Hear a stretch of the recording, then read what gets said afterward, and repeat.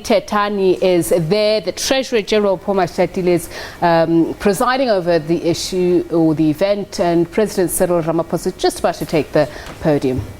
So let's take you live. Thank you. Let's be seated, please. Much as this looks like a very respectable dinner, let's start by saying Amandla. Amandla. Program Director, Comrade Balula, Ras Mataz, thank you very much for welcoming us. When we deployed you to come and do this work, to be in charge of the ANC's election campaign, we were inspired with great wisdom. We knew precisely as officials what we were doing, and you have been doing extremely well. And as a bonus, I'm going to ask everyone to give you a rousing round of applause.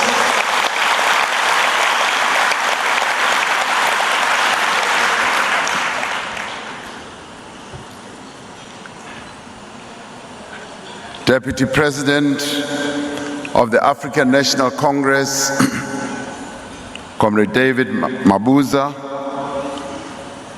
the national officials of the African National Congress,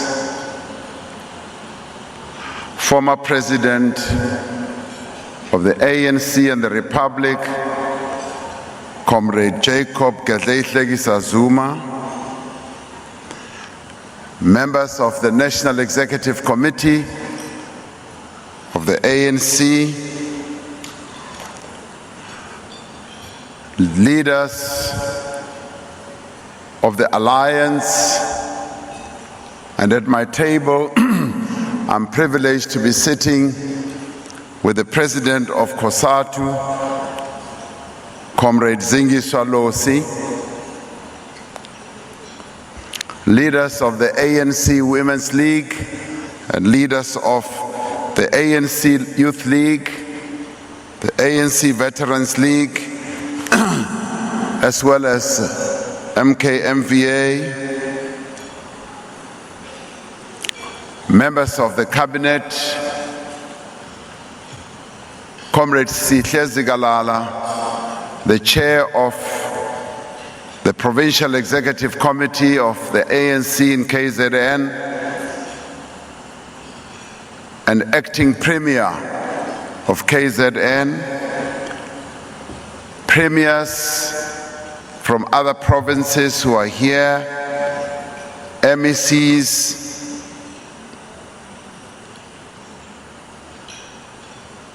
Prince Mboniseni Zulu, coming from the royal house of this province, Kumkani Zwelonke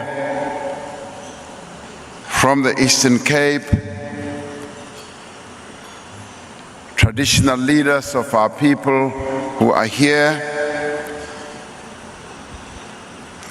Allow me also, comrades, to acknowledge the presence here this evening of our distinguished international guests who have joined us for this evening, representatives from the MPLA of Angola,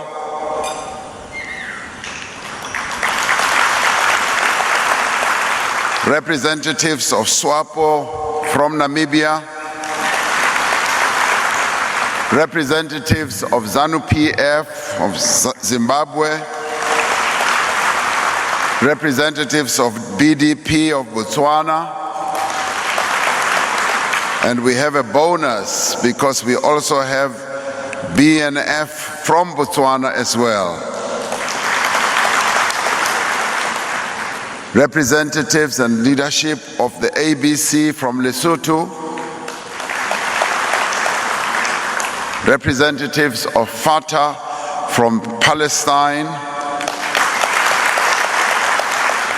Your Excellencies, ambassadors who are also here, distinguished guests, comrades and friends, and ladies and gentlemen. Your presence here tonight reminds us of the warm fraternal relations, particularly those who have come from various countries, the relations that exist between our peoples, relations that were forged in the crucible of struggle.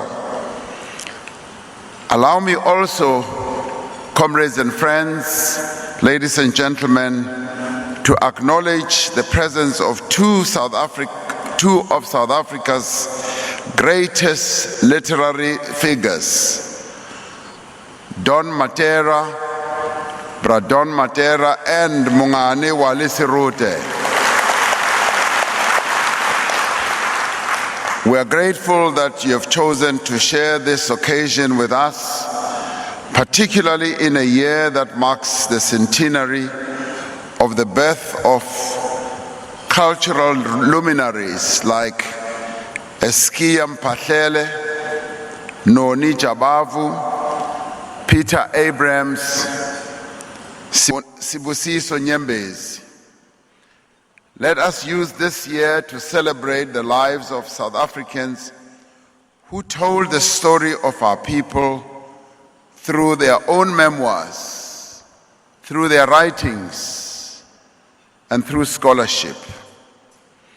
Allow me to use this opportunity to also extend our congratulations to two other outstanding South Africans, Desiree Ellis and Thembi Kgatlana, for being named Women's Coach of the Year and Women's Player of the Year, respectively, by the Confederation of African Football. Balula, this is the Confederation of African Football. Hayi le Confederation ephuma lapha elokishini la ukhulele khona. Your achievements and those of your fellow sportswomen and men are indeed an inspiration to the whole nation of our country. It is a great honor and a wonderful privilege to welcome you here this evening as we prepare to launch our manifesto for the 2019 elections. The National Executive Committee, after approving the manifesto that was carefully drafted following the inputs from a whole range of people in our country, decided that prior to launching the manifesto tomorrow, we should be able, at this gala dinner here, just to give the guests who are here a preview of some of the issues that we are going to cover and release in our manifesto. The manifesto itself is in two parts. One, it is quite an extensive document of more than 10,000 words, covering the issues that are of greatest concern to our people. And the other part is a shortened version which will enable people to be able to read it and assimilate it on the go. During the course of this whole week, we, as the leaders of the Alliance, members of the National Executive Committee, members of the Provincial Executive Committee here in KZN and various regional committees, have been traversing the length and the breadth of this beautiful province, engaging our people in the celebration of the 107th anniversary of the formation of the African National Congress. This has provided us with an opportunity to reflect on a proud and distinguished history of struggle and service, and has also enabled us to honor those brave men and women who fought side by side for the freedoms that we enjoy today. We were able, joined by members of the National Executive Committee, also joined by members of the Provincial Executive Committee, including former President Jacob Zuma, to go to the graveside of the first president of the African National Congress, to go and pay our homage, but also to give him a report of how far our beautiful country has gone since President Nelson Mandela went there to report to him that we had achieved our freedom. We are fortunate that we have had a galaxy of outstanding leaders like John Langalibale Dube, Chief Albert Luthuli, Mama Albertina Sisulu, Charlotte Maxeke, Moses Mabida, Dorothy Nyembe, Harry Gwala, Walter Sisulu, Lillian Ngoyi, Nelson Mandela, and many others. We look to our past in terms of what we as the African National Congress stand for, but we also look at our past leaders, because this defines us, but it also helps to define our present. It enables us not only to understand the path we have traveled, but also helps us navigate the path that lies ahead for us. It is from the past that we draw our lessons, our guidance, and our inspiration. And it is from those leaders who have come before us that we are able to draw deep inspiration that should light the way to the future for us. The past talks about our resilience, unity, and determination to serve the people of South Africa. There are many who believe that the ANC tends to dwell too much on the past and that we spend much of our time focusing on what we've done in government since 1994. Criticisms that are leveled are that such obsessions with the past tend, as other people see it, they tend to see them as scapegoats that shift blame and thus hinder the path to meaningful progress. It is also argued by those that focusing on what the ANC government has done in the past 25 years is meaningless against the backdrop of the challenges that face our people today. While such criticisms are not to be ignored, we cannot escape history, but more particularly the achievements that have so fundamentally changed the lives of millions of South Africans since the dawn of democracy and since this country has been governed by the African National Congress. We believe that we should not bury the past 25 years of achievement.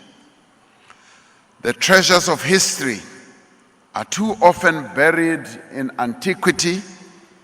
They are often lost in oblivion, and at times they are forgotten. Reflecting on what we have done in the past enables us to place meaning as well as context to our current experience and challenges.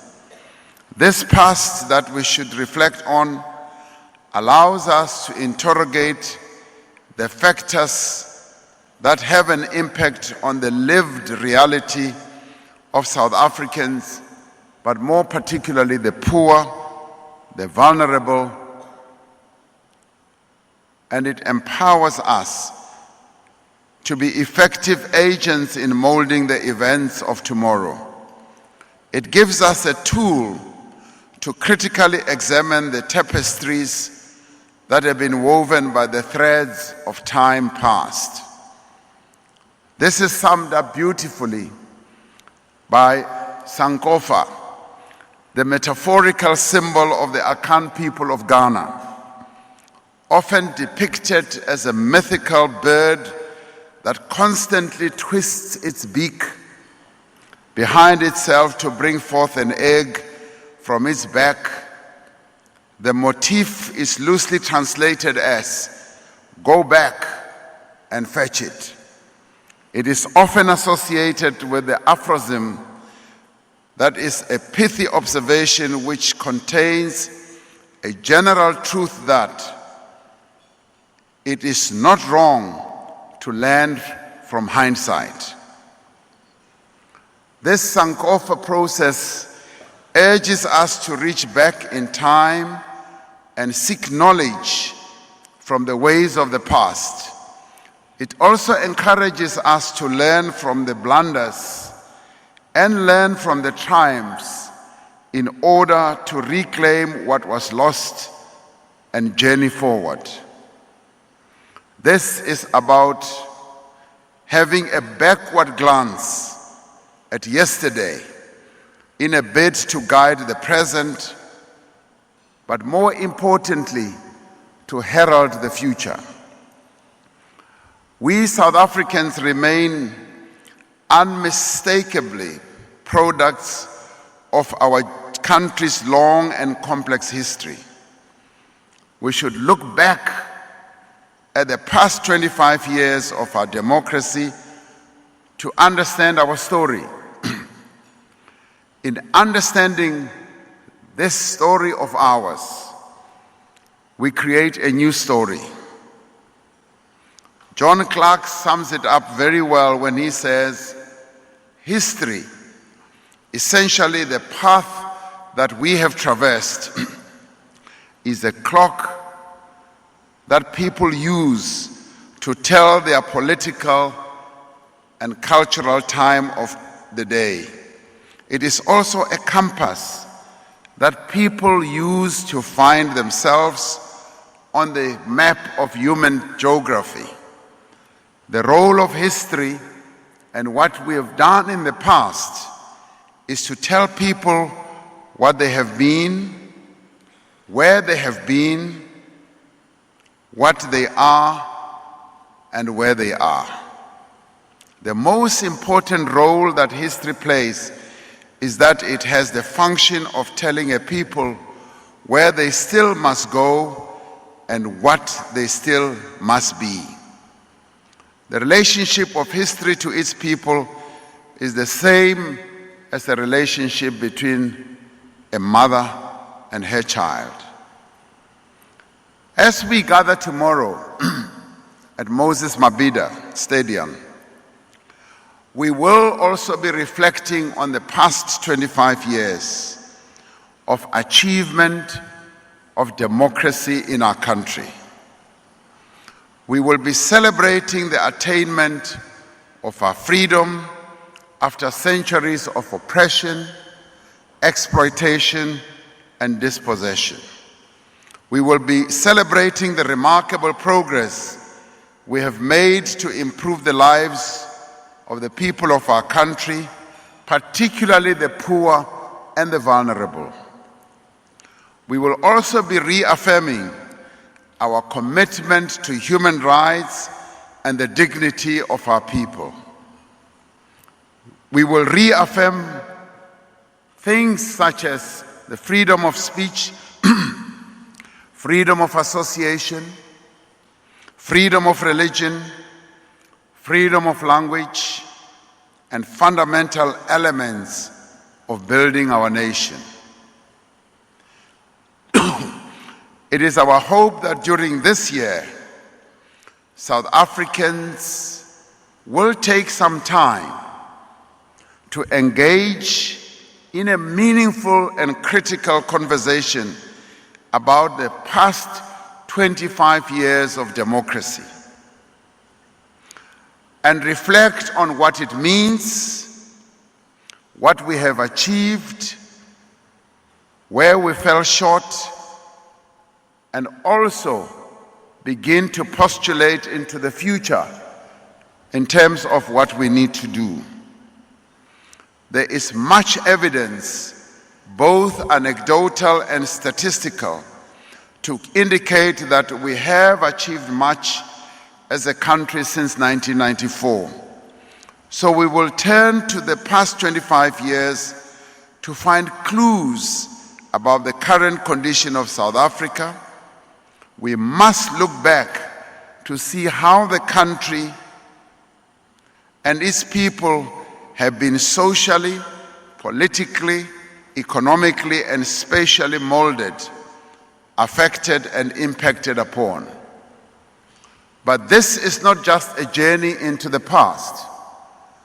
It is also a journey into the future, because we must also use this moment as we reflect on 25 years to begin to look into the next 25 years in terms of where we want our country to be in the next 25 years. One of the great successes of the breakthrough we achieved in 1994 is that we were able to set up institutions of democracy, our parliament, provincial legislatures, local government councils, the executive, at all levels, the judiciary, Chapter 9 institutions, our central bank, a free press, the existence of non-governmental organizations, for example, a free and a strong trade union movement, and many others. All these institutions that underpin our democracy, we can safely say today, they are in place, they are durable, they function, and they are propelling South Africa forward. And they make our country not a failed state, but a successful country that we are.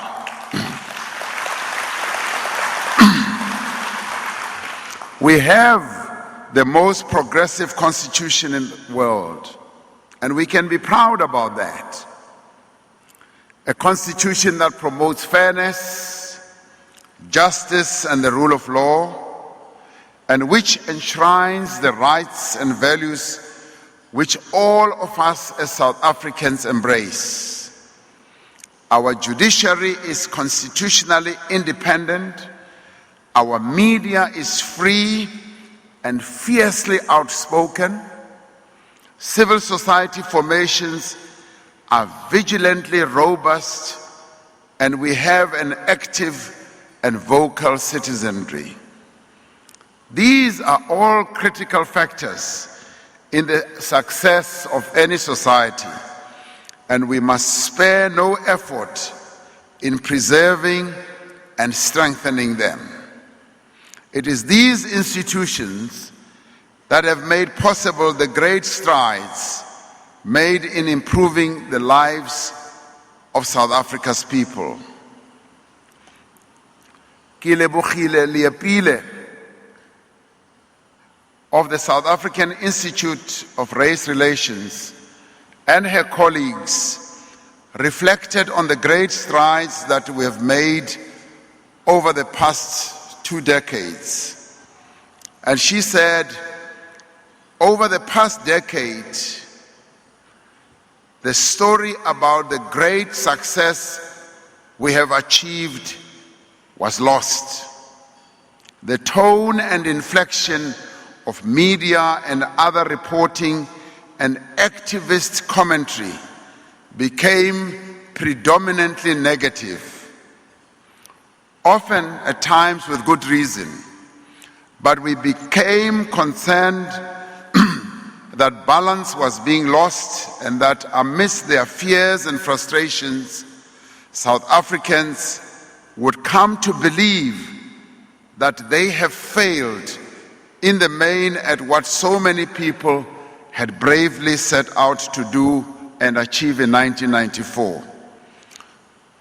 They at the South African Institute of Race Relations say that they felt that the nature of the climate of public opinion was such that it was necessary to produce a document that would remind South Africans and those who also watch us from abroad that despite our troubles, despite our challenges,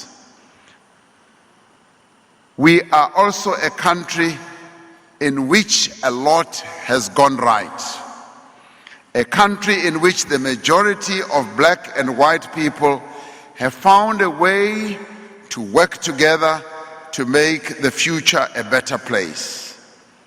It is against this backdrop and the testimonies of millions of South Africans that we can say without any shadow of doubt and with a great deal of confidence that we have seen significant improvements in the lives of millions of South Africans, and this is borne out by a range of socio-economic indicators that speak to how the lives of many South Africans have been positively impacted and how the lives of many of our people have improved and have changed.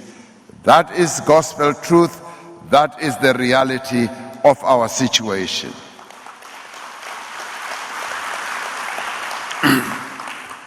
Now, a few of these indicators will suffice.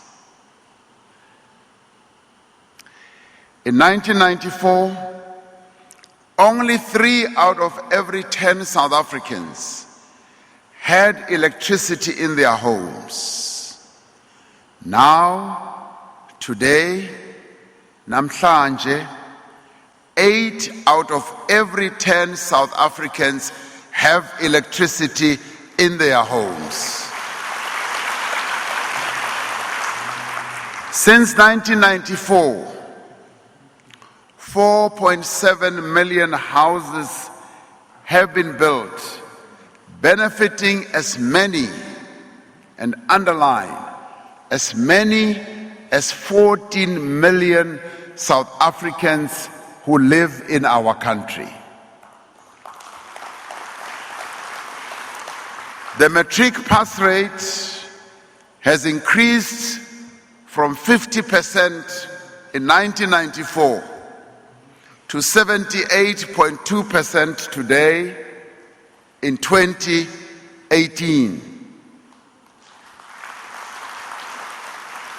But the most significant change that is underway is how we are undoing the historical negative impact of apartheid education, which was designed to entrench the worst educational outcomes in our schools in the townships as well as in the rural areas.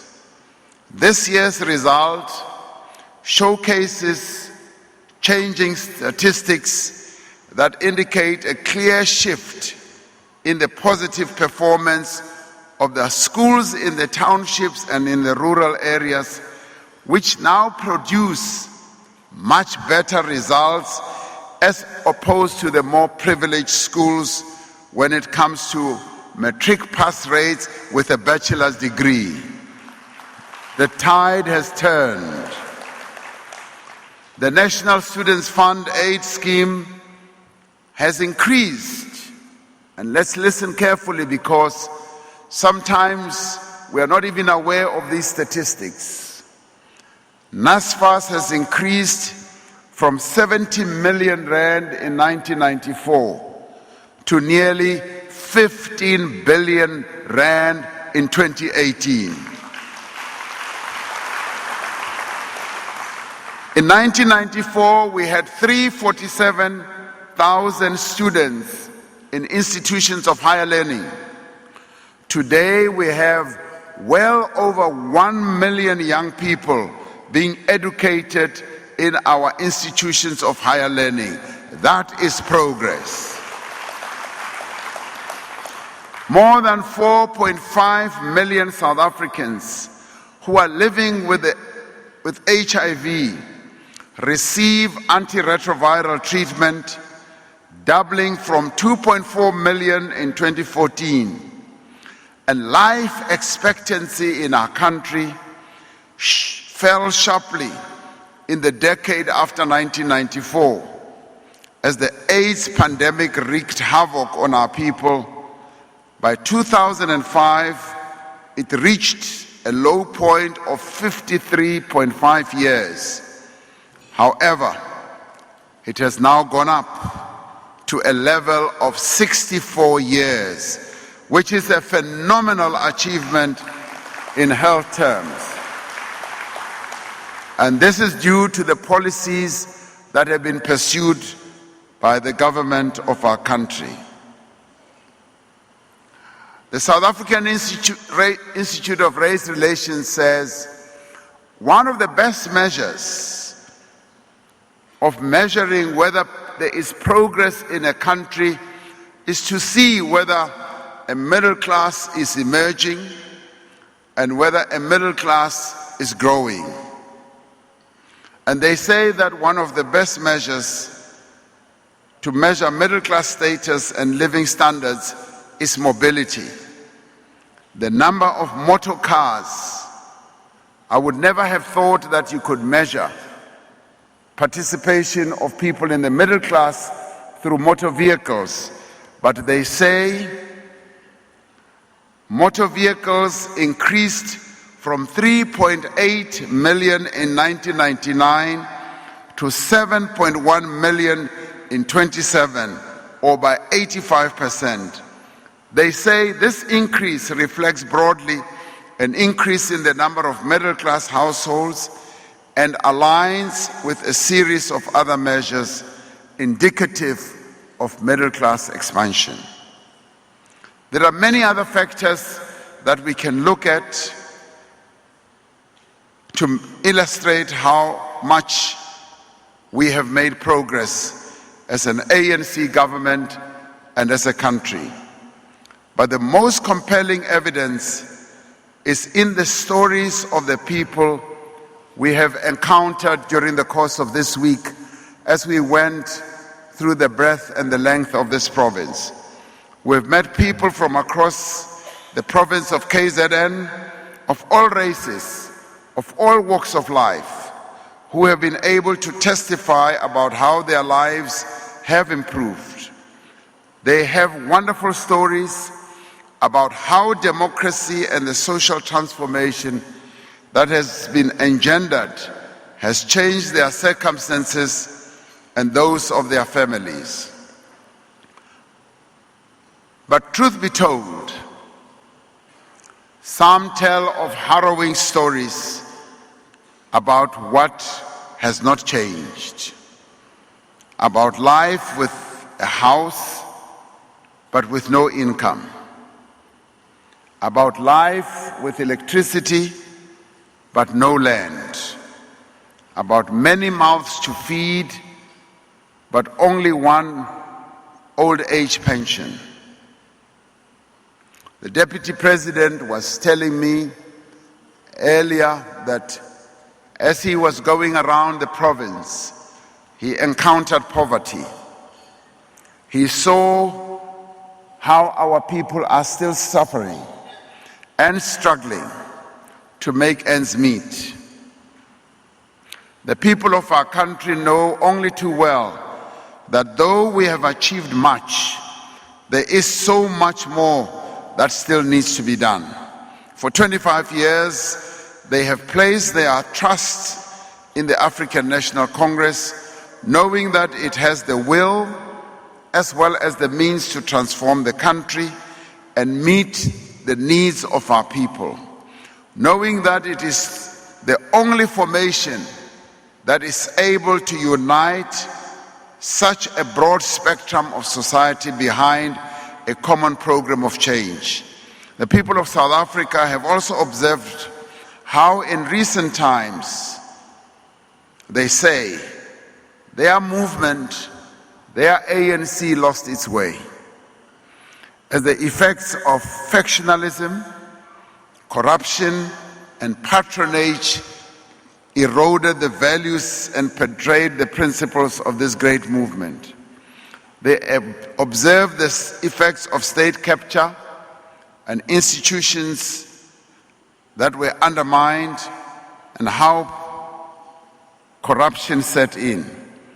But more worse, how investor confidence started to decline. And so they spoke out.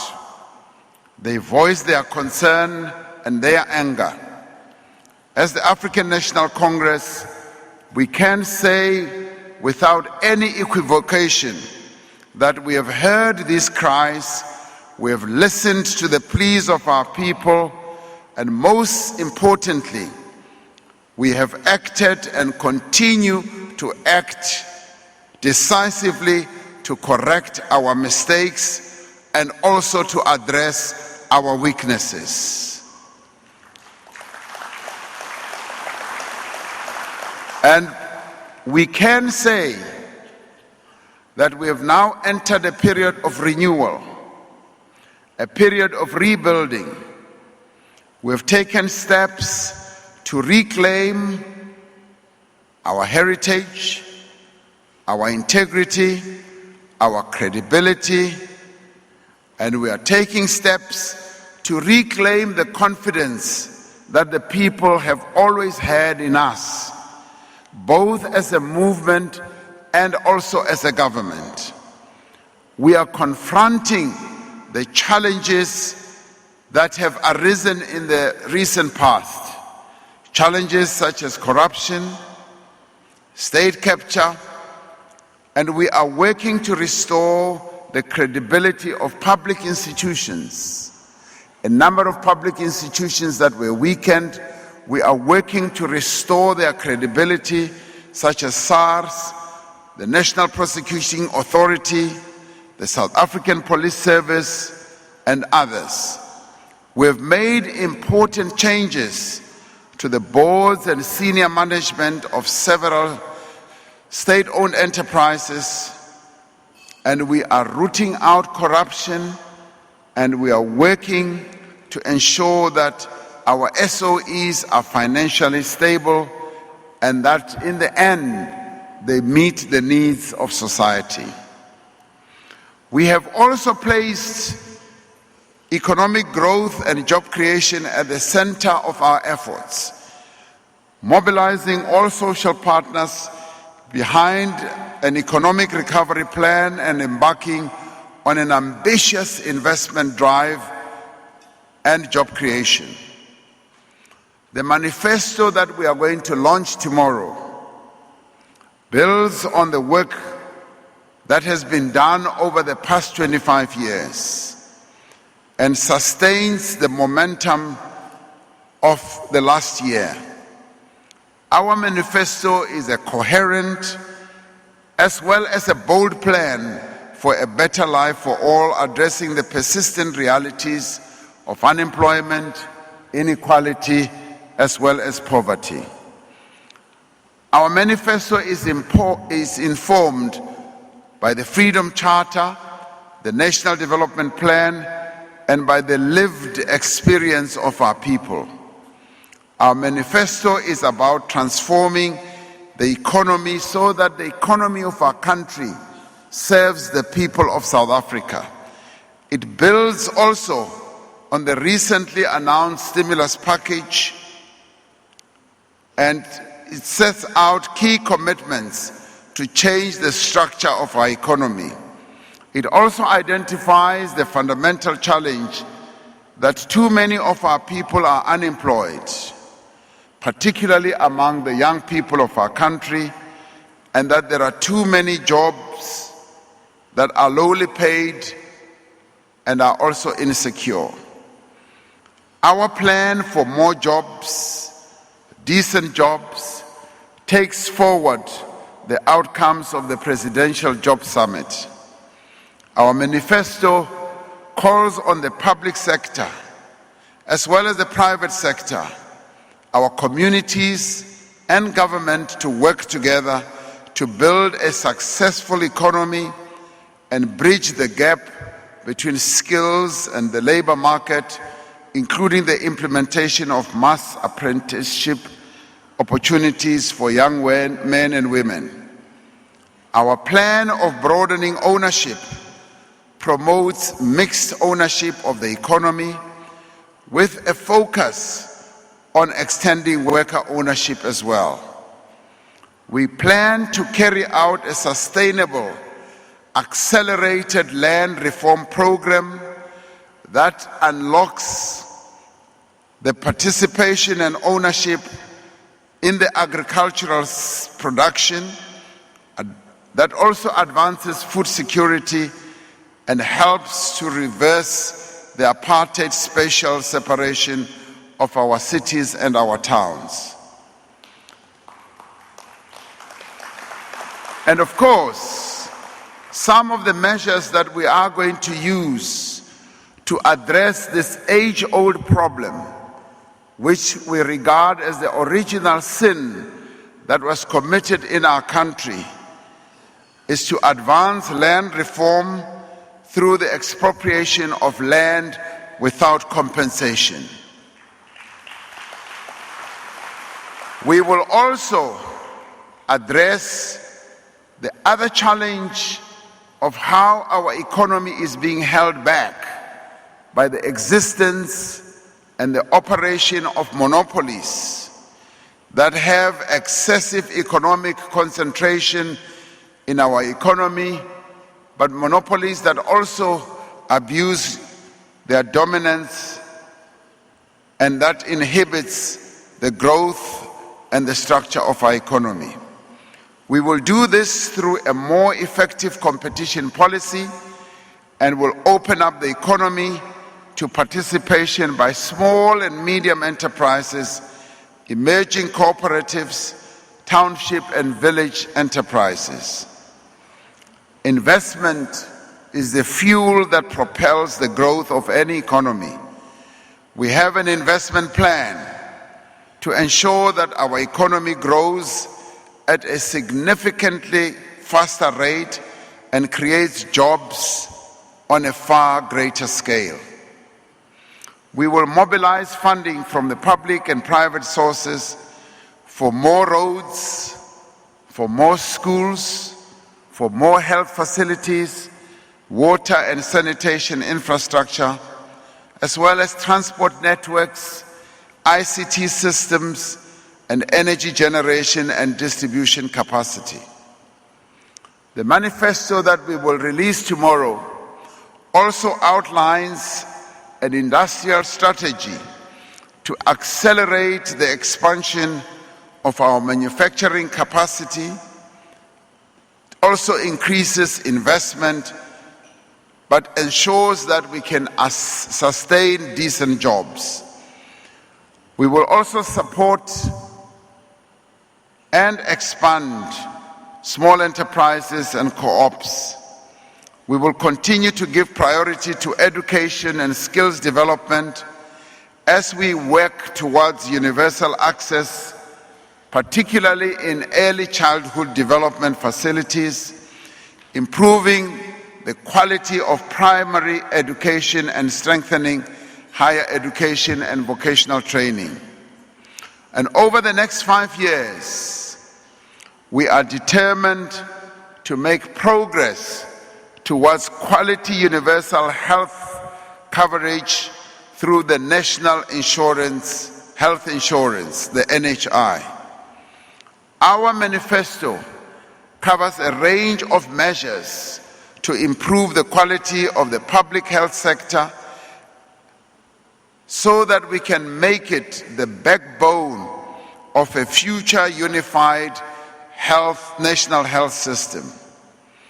We will also invest in sustainable human settlements that help transform the spatial legacy of apartheid and build a more inclusive society.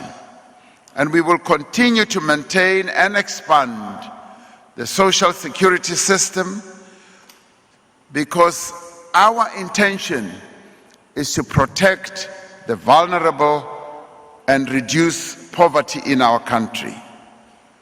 The manifesto, as you will see, when you finally get a copy of it, which will also be online, outlines how we will step up the fight against corruption throughout society and safeguard the integrity of the state.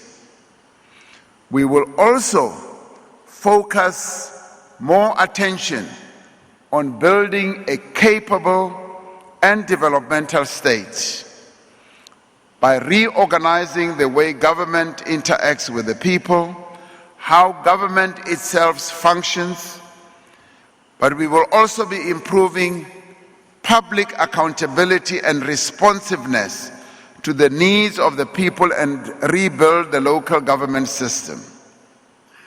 From tomorrow, every ANC leader, a public representative, member and volunteer will be focusing on spreading the message of our manifesto through the length and the breadth of our country. And one can say we are the first ones to go out with a manifesto of such great weight, and we know soon others will follow in our suit. And they always wait, and I suspect they wait because they want to see what the African National Congress is going to say in its manifesto, and some of them will be copying what the ANC will be saying in its manifesto. And as we spread the message of our manifesto, we will visit every city, every town, every village, every township, and every suburb. And we will also go into as many homes as possible and every workplace to spread the good message and the good plan that the ANC is putting to the nation. We will present to the people of this country our vision for a new and better South Africa, a vision that derives its value and its power from the fact that it was written together with the people of our country. Contained in the pages of our manifesto are the suggestions, the aspirations, and the expectations of many people with whom we have interacted over the last few months. It is a true people's manifesto to build a people's economy, to build a successful South Africa. It is a people's manifesto to build a nation that places the needs of the poor, the vulnerable, and the marginalized at its center. Tonight, we call on all of you to join us in being part of this great journey. Together, we ended apartheid. Together, we also crafted a democratic constitution. Together, we began the task of transforming our economy and improving the lives of our people. We now want us to work together to realize the promise of a better life for all our people. I go back to what this fine lady, Kilebohile Liepile, of the South African Institute of Race Relations said once again, articulating what has been achieved over the 25 years and also what has been the key driver of these achievements. She says, our sense is that far more has been achieved in South Africa over the past 25 years than many people understand. There is a lot to be proud of, and in no way is it true to say that South Africa is no better than it was in 1994.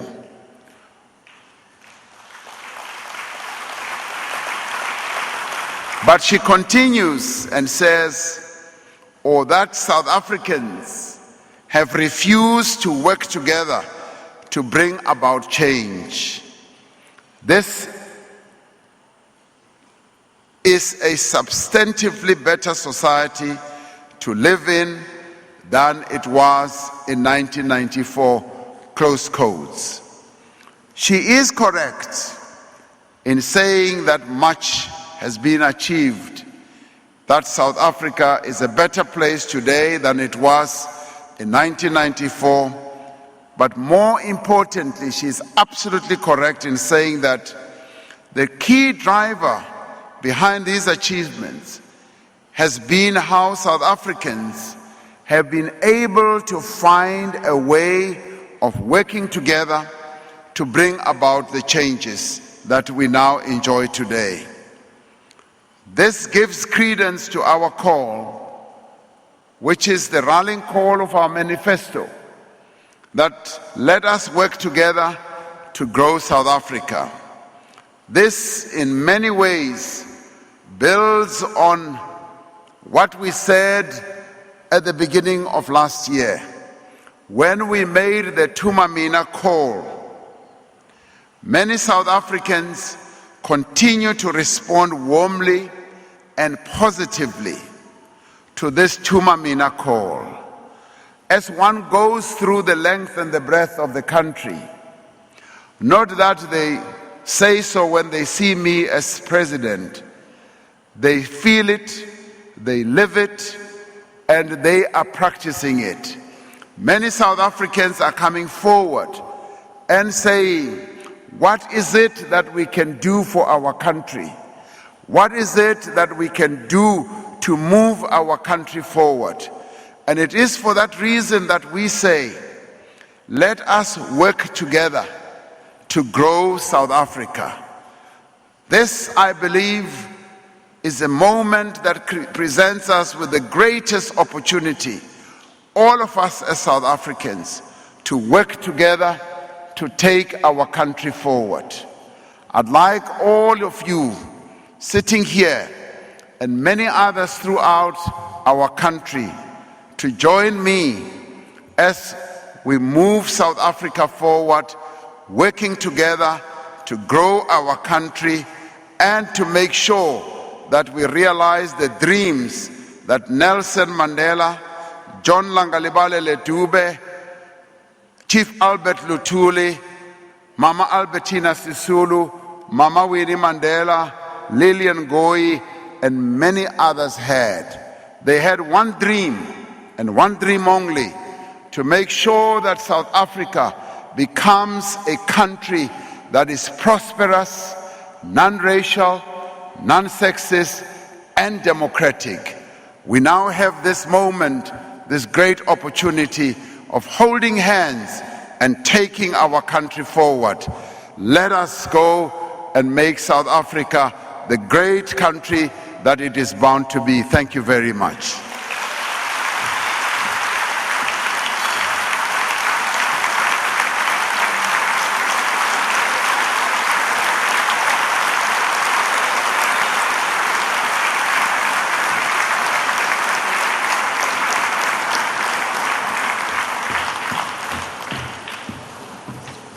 Amanda! That there is President Cyril Ramaphosa at the gala dinner, currently being held in KwaZulu-Natal, pretty much outlaying some of the issues that may be raised in the manifesto launched tomorrow. And we will bring you that live here on SABC News. Francis? Indeed. So this is the gala dinner. Some corporates there, but a lot of the ANC top leaders as well. And like you said earlier, land, a big issue, jobs, jobs, jobs. So some hints laying the groundwork, as you say, for the manifesto launch. All right, and that is a wrap from the Full View team. Thank you for being with us this Friday. Have a great weekend. You'll be back tomorrow. I will see you later next week. Thank you and good night. Good night.